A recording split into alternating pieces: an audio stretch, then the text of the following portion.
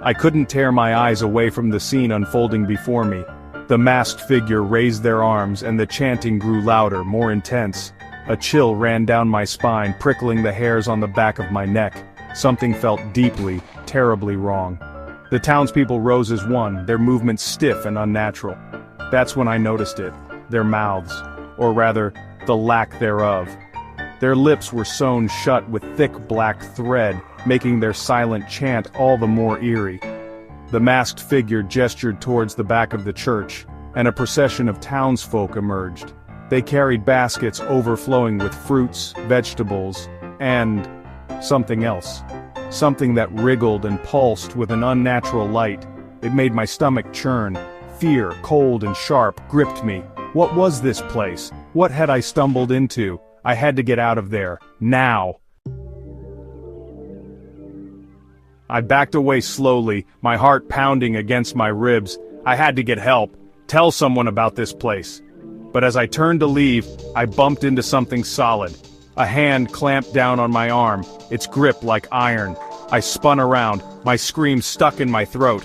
It was one of the townsfolk, a young woman with kind eyes, and lips sewn shut with thick black thread. She stared at me, her gaze pleading, desperate. Then with a gentle push she urged me back towards the growing crowd. Panic welled up inside me, choking me. I had to get out, but my feet wouldn't budge. It was like an invisible force held me captive, and as the minutes ticked by, something strange began to happen.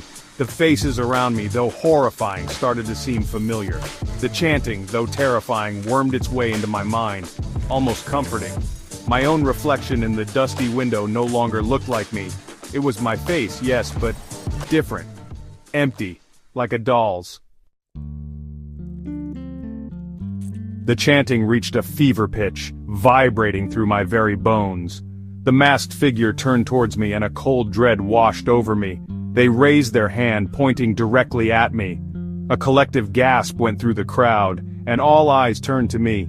I was the center of attention, the focus of their ritual, their offering. Terror lent me strength. I struggled against the unseen force holding me captive, my heart hammering in my chest. I had to remember who I was, where I came from, anything to break free of this nightmare. The masked figure descended from the altar, their steps slow and deliberate. They circled me, their masked gaze boring into me. Then they stopped, tilting their head as if studying me. A single word escaped their lips, a word that echoed in the sudden silence. A name, my name.